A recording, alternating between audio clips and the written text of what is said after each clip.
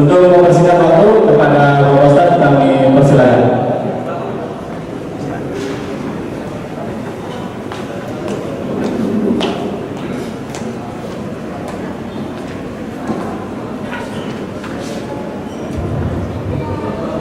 Bismillahirrahmanirrahim. Assalamualaikum warahmatullahi wabarakatuh.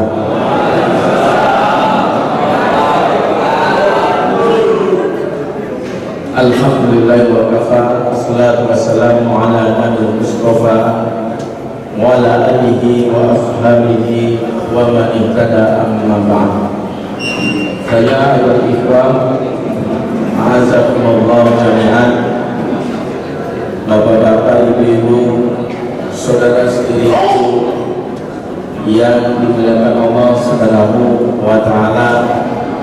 Terkhusus juga salam hormat saya kepada bapak dari manajemen, dari pengurus masjid, dan juga panitia acara iftar jama'i di Toyota di sore hari ini. Alhamdulillah, di bulan yang penuh barokah, di syahrul mubarak bulan Ramadan ini, kita bisa berkumpul bersama dalam acara yang kita harapkan ini memberikan penyegaran baru kita, yang kita niatkan ini untuk meluruskan visi kita kembali, visi yang berhubungan dengan urusan akhirat kita, di mana puasa bukan sekedar kewajiban, namun puasa sejatinya meluruskan visi kita. Allah Subhanahu wa ta'ala dalam hadis qudsi mengatakan shaumul li, puasa itu hakku. Dengan kata lain, ketika kita berpuasa, kita melatih diri untuk fokus memprioritaskan hak Allah dalam segala aspek. Sehingga orang-orang yang terbiasa puasa dan memahami filosofi puasa, maka menjadikan Allah sebagai prioritas utama dalam segala kehidupan. Sebab dia terlatih, sebab puasa ini bukan sekedar untuk menurunkan berat badan kita yang udah over, untuk bisa supaya nggak kena diabetes atau stroke, bukan. Namun yang utama adalah bagaimana kita meluruskan kembali visi hidup kita, yaitu memenuhi hak Allah. Karena itulah hari ini kita membawa tema. Kalau panitia mengatakan anakku, mari kita bersama, saya jawab di sini versi anaknya, ayah bunda mari kita bawa aku ke surga. Sebab ketika anak kita mengatakan mari kita ke surga bersama, harus diyakini dulu, jangan-jangan kita sendiri gak layak jadi penghuni surga. Dengan GR-nya kita bilang bahwa ayo ke surga bersama, ternyata dari sisi sikap, dari sisi sifat nggak ada satupun ciri penduduk surga dalam diri kita. Maka memang dalam berbicara tentang masalah visi mengajak ke surga bersama, ini harus kita diskusikan bersama-sama, khususnya bersama anggota keluarga kita. Di mana visi keluarga dijelaskan di sini, tak lain adalah mengajak keluarga bersama-sama masuk ke dalam surga. Ya, Allah mengingatkan bahwa visi seorang muslim, khusus keluarganya, adalah ya ayyuhalladzina amanu qu anfusakum wa ahlikum nar. Visi pertama adalah jangan ada satupun anggota keluarga kita, baik istri maupun anak ataupun orang tua kita, adik kita, kakak kita, kerabat terdekat kita yang ada terlempar ke neraka. Waliyahzubillah. Dan ini harus kita upayakan. Sebab kalau kita perhatikan, ketika kita mampu menjaga ini dan kita komitmen dalam urusan yang berkaitan dengan iman, maka Allah membawa kita kepada kebahagiaan di mana keluarga ini akan dikumpulkan di surga. Dan inilah salah satu harus menjadi cita-cita bersama, berkumpul bersama di surga. Walladzina amanu wa tabathum dzurriyyatuhum biimanin alhaqna bihim dzurriyyatahum. Dan orang-orang yang beriman kepada Allah, kemudian keimanannya diikuti oleh anak cucunya, maka kata Allah, Allah kami akan kumpulkan mereka bersama surga. Dengan kata lain, bahwa barulah disebut anggota keluarga kalau kumpul bersama di surga. Istri kita yang cantik jelita, yang membuat kita selalu ingin pulang merindukannya, belumlah disebut istri kita kalau nggak sampai bersama kita di surga. Anak kita juga begitu, belum disebut anak kita kalau dia sama sekali nggak sampai di surga. Sebagaimana Nuh alaihissalam punya anak yang begitu dicintai, anak dari nasabnya, anak dari benihnya yang bernama Kan'an. Dia mengharapkan anaknya bersama-sama dia membela agama Islam, namun anaknya nggak mau. Diajak masuk ke dalam para perahu untuk supaya tidak tersapu banjir. Irkab ma'ana, ayo nak naik perahu ayah, nggak mau. Maka anaknya tersapu banjir, dia nangis. Dan Allah mengatakan dalam surat Hud, innahu laisa min ahli, anakmu bukan anggota keluargamu. Dengan kata lain bahwa dia belum disebut anggota keluarga.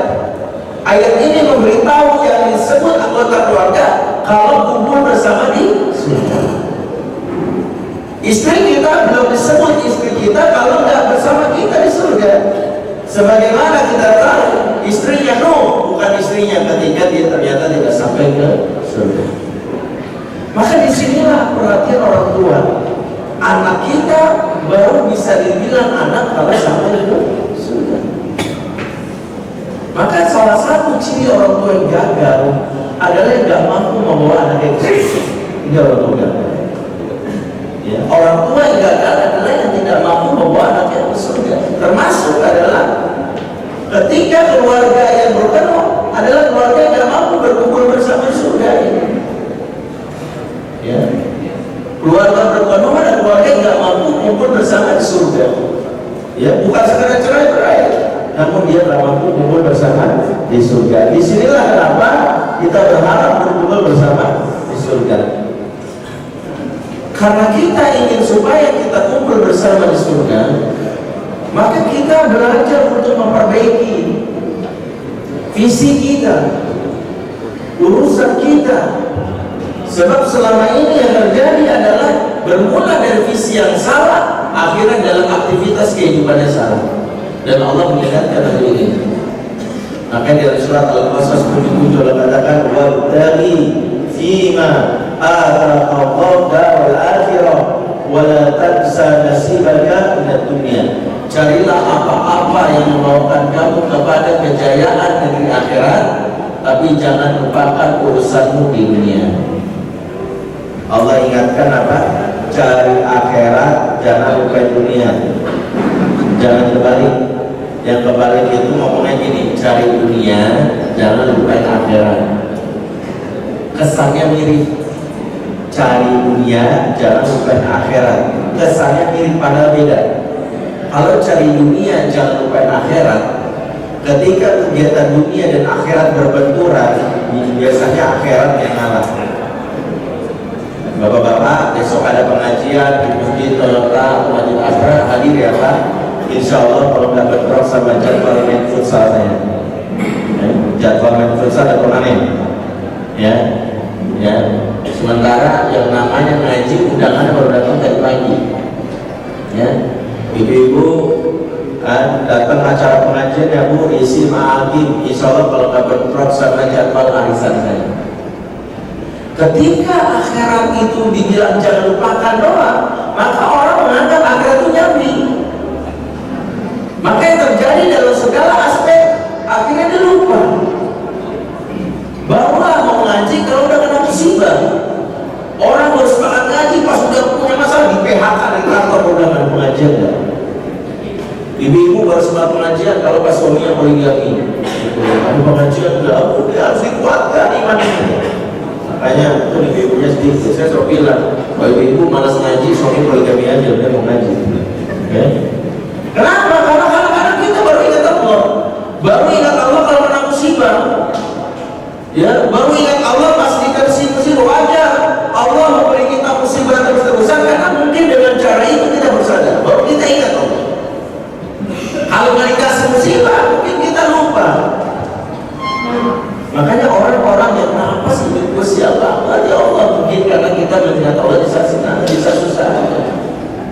Makanya kenapa katanya zikir terbaik orang Indonesia itu ya, bukan di masjid. Zikir bagi orang Indonesia itu pas naik pesawat, pas lagi turbulensi. Itu naik pesawat, apalagi naik metro mini kecepatan 100 km per jam. Ya Allah, ya Allah, ya Allah, ya Allah, ya Allah, ya Allah, ya Allah, ya Allah. Kalau lagi itu giliran di masjid, karena khotib belum naik mimbar. Ya, iya nih. Emang begitu. Makanya banyak khotib itu karena lebih sakit pada alim hadis. Ya, benar. Romi Rafael itu bilang kalau dia ingin meminta harus lihat wajah halayak dulu. Bahkan pada saya gitu, baru tertidur. Dia khotib belum lihat wajah halayak, baru tidur. Sakit yang mana? Jangan saya khotibnya. Tapi selain kita yang ada menganggap urusan dunia tidaklah benar dalam rumah tangga kita. Kadang hal ini dianggap sepele. Begitu banyak orang tua yang pengen membawa anak surga tapi memandang urusan akhirat itu sepele. Contoh, ada seorang ibu misalnya suatu hari telepon saya waktu saya masih jadi guru privat ngaji buat anak-anak. Ustaz, maaf, besok pengajiannya kayaknya diundur dulu, boleh nggak? Pekan depan atau 2 minggu lagi. Emang kenapa, Bu? Soalnya gitu, Ustaz, anak saya 2 hari lagi mau UN. Khawatir kalau besok ngaji UN-nya terganggu. Kalau besok ngaji, sebagian kita suzon sama Allah. Saya akhirnya mau lalu bilang, Ibu, maaf, Ibu istri pecat saya, silakan. Tapi ibu suzon sama Allah. Kalau saya jadi ortu dari anak ibu, saya akan bilang, nah besok anak kamu ngajinya hari tambah sejam lagi. Nah, karena besok kamu mau ada ujian di mana kamu akan menghadapi yang berat, maka ngajinya tambah lagi, jangan dikurangi. Karena pemilik kesuksesan siapa? Allah. Nah, kita barangkali salah. Karena besok mau ada tes masuk Toyota, tes mau masuk biar dapat beasiswa. Aduh, udah sekarang. Sorry, gue nggak ngaji dulu. Salah. Ini yang membuat akhirnya urusan akhirat yang sepele. Maka wajar kalau menganggap urusan ini dalam diskusi kita nanti bersama anak jauh dari urusan akhirat. Jujur, ada jamaah saya ibu dengan PD-nya bilang datang saya, alhamdulillah Ustaz, anak saya udah jadi orang. Teman dulu maunya dulu.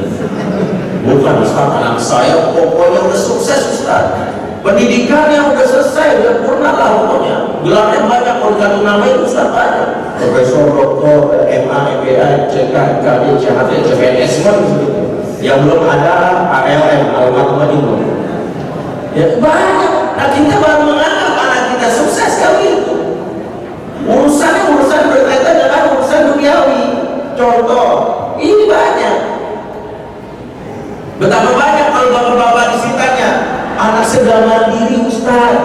Mandiri versi kita apa? Umur 25 tahun sudah punya tabungan sendiri, sudah bisa kontrak rumah, cicil rumah, sudah punya kendaraan. Baru anak mandiri. Alhamdulillah Ustaz, tinggal beberapa jodohnya aja. Nih, ini menurut kita. Namun menurut Islam bukan begitu. Anak mandiri adalah anak yang bisa bangun sholat subuh sendiri. Sebab ada anak umur 25 tahun, 30 tahun, khusus sholat subuhnya emaknya jauh-jauh telepon dari kampung. Nah, kalau ya Allah, nanti jam 7 lagi satu hari kuno. Satu hanya pakai kuno. Kenapa? Karena kesianan kuno. Dibilang sukses dari sisi dunia, iya. Dari sisi akhirat, kalau paradigma kita adalah ingin membawa anak ke surga, maka satu indikatornya adalah kita lihat. Walaupun baru 7 tahun, tapi azan berkumandang, Allah pergerakan karena berkumandang. Ya tadi ya jadi wazir. Loh, karena aku sudah berkumandang tapi itu kamu juga. Aku buat aja ini. Maka ketika kita memandang urusan akhirat ini sepele, karena menganggap bahwa cari dunia ya jalan akhirat, maka Allah katakan yang cari akhirat, jangan lupa dunia. Kalau ini nggak diubah wajar, susah.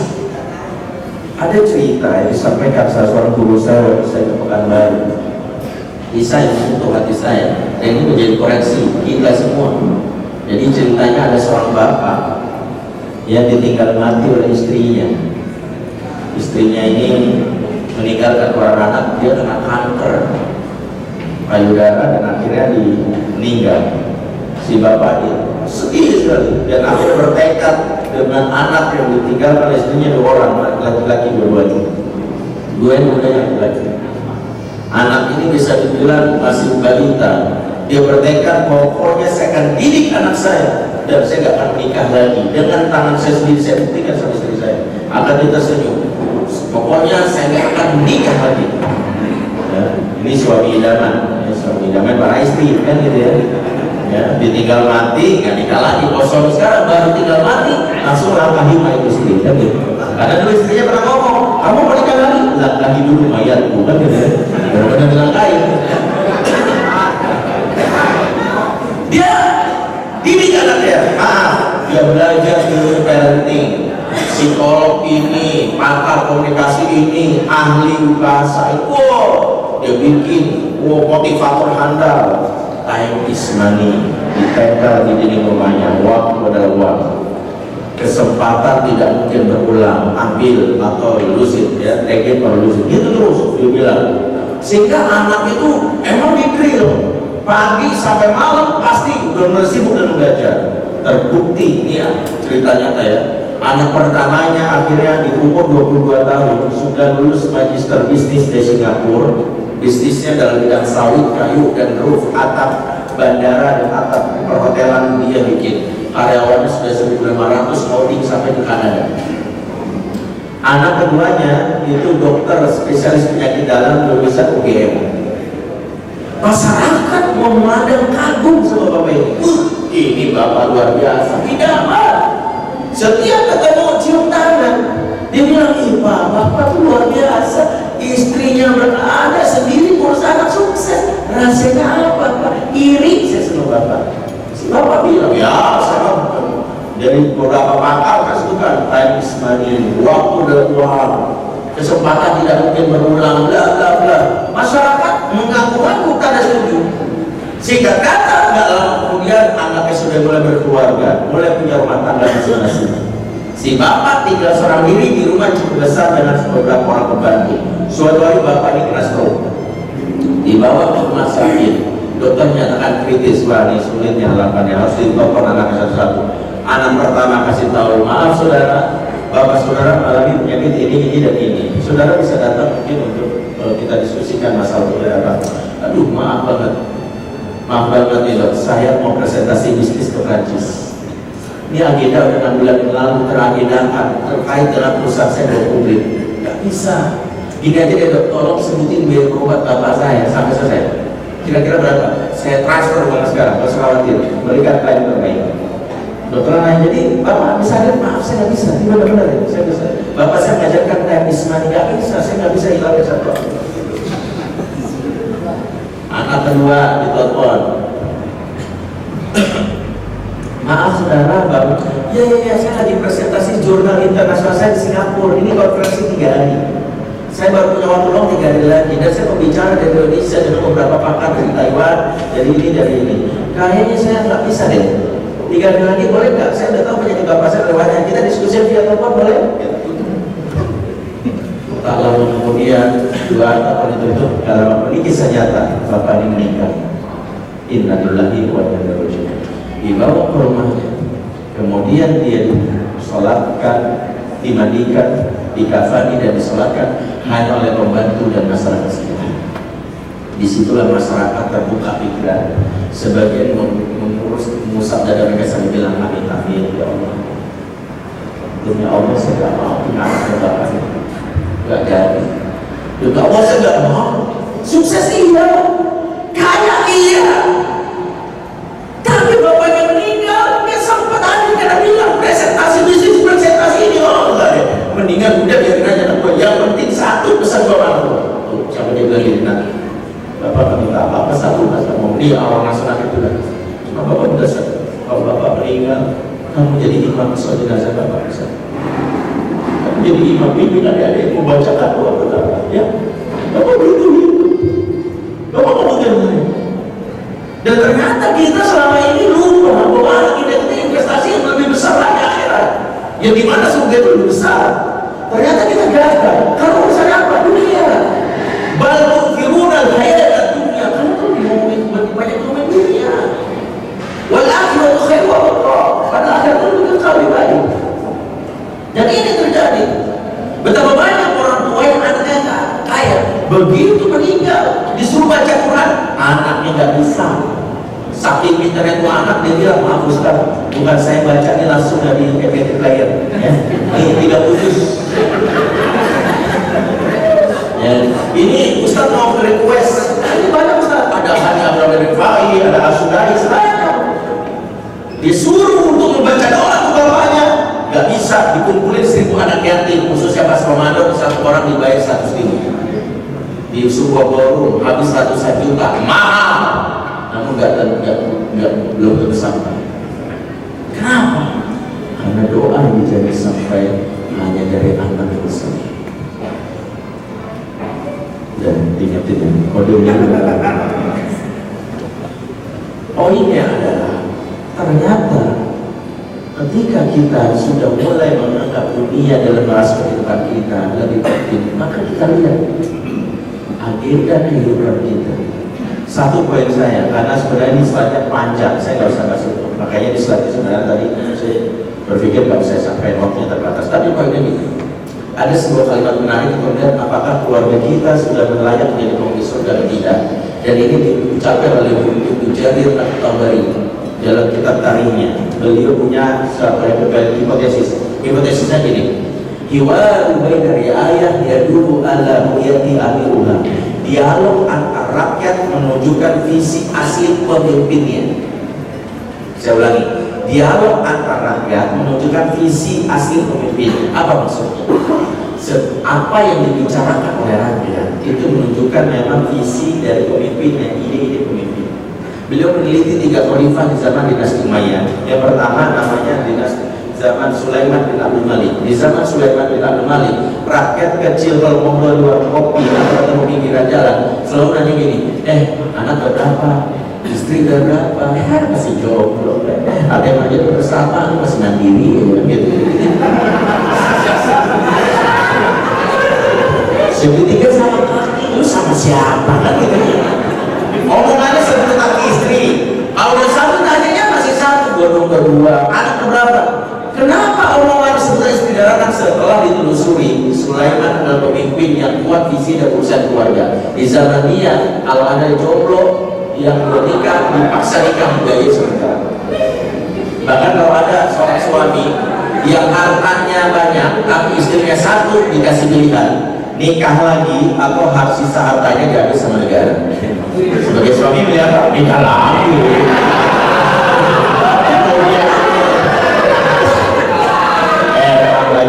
Dipaksa kan? Di zaman Sulaiman bergantilah masa zaman Walid rakyat kalau ketemu obrolannya, kamu punya tabungan berapa, investasi berapa aja, kamu punya rumah berapa, tanah berapa, itu omongannya. Setelah teliti karena punya Walid seorang pemimpin yang visinya urusan pembangunan. Di zaman dia itu banyak gedung-gedung yang dibangun, banyak jalan yang bagus. Bergantilah zaman kepada zaman Umar bin Abdul Aziz. Rakyat kalau ketemu obrolannya gini, kamu dari semalam sholat tahajud berapa rakaat? Udah hafal juz berapa? Kamu udah wakaf di masjid apa aja, bangun untuk masjid di mana aja?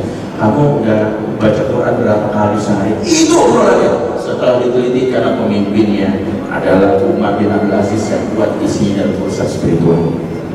Saya ingin bilang, saya nggak ingin membawa konteks ini ke pemimpin di pekerjaan, tapi di rumah tangga.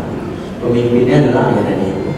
Maka siapa yang punya anak menunjukkan kita sudah jadi ahli surga, pasang kuping, dengerin dialog mereka. Kalau dialog mereka begini, ya nanti mau liburan aku maunya ke Bali, enak ke Singapura, karena bapak ibunya urusan berkaitan jalan-jalan sering diomongin. Aku mah nanti mau buka puasanya di bebek goreng, aku mau sepiga, aku mau kayak gini. Karena bapaknya sukanya wisata kuliner. Maka bersyukurlah kalau anak kita obrolannya, abang dong gak 130, walaupun anak-anak masih Adanya bilang, aku suka 130, tapi aku hafal lagi selarangan sombong. Iya bapak. Jadi ini bersyukur. Maka pasal mudik inilah yang disebut bahwa masuk surga bersama. Maka jangan sampai bilang masuk surga bersama, arah omongannya nggak pernah tuh bahas. Pernah nggak ngomong masuk surga bareng? Pernah nggak ngomong gitu? Ketika anak kita melawan dari ini, kita kan masuk surga bareng. Malam pertama sama istri obrolannya apa? Mungkin aku nggak bisa membawa liburan ke Bali atau ke Turki, tapi insya Allah aku akan membawa liburan ke surga. Istri komen, malu jangan coba ya. Namanya juga bersama. Romantisnya dapat, spiritualitas dapat kan ini. Padahal itu oke emang bagus. Ini dapat, anak pun begitu. Coba, kenapa kalau kita nasihatin anak nggak boleh embel-embel? Anak akan sadar kenapa sih bapaknya ribet banget, rewel tuh. Nah, pakai yang bener kan? Aku sih pakai kok banget anak bergaul lagi. Ayo pakai. Nggak mau lagi gaul gitu. Sebagian orang tua kalau anaknya menyimpang dari syariat, nasihatnya gimana? Jangan bikin malu. Bapak ini ketua DKM masjid. Kamu bikin malu, apa baru dilantik jabatan 3 tahun.